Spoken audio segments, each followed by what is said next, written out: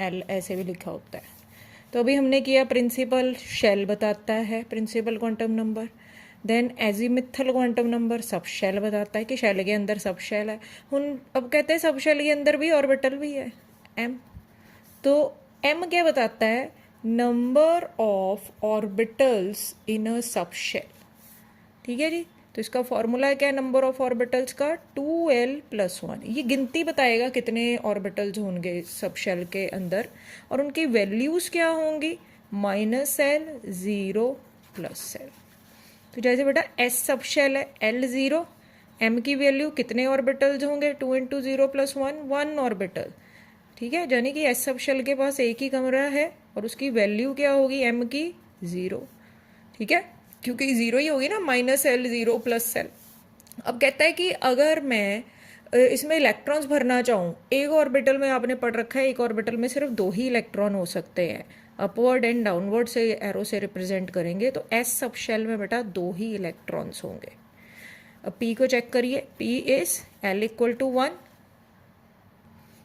अब पी सब शेल में l = 1 है तो कितने ऑर्बिटल होंगे, 2 × 1 + 1, 3 ऑर्बिटल्स, यानी पी के पास 3 कमरे हैं।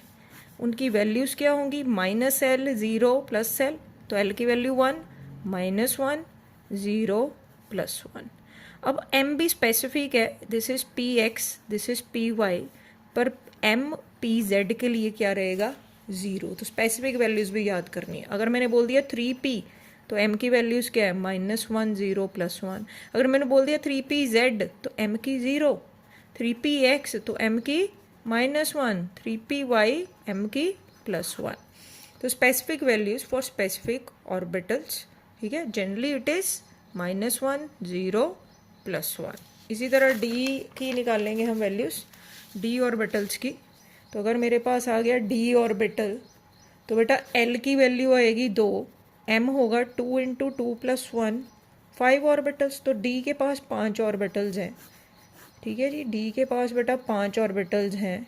वैल्यूज़ होंगी -2 से लेकर +2 तक, क्योंकि -l, 0, +l है भाई, इससे वैल्यूज़ फाइंड करते हैं।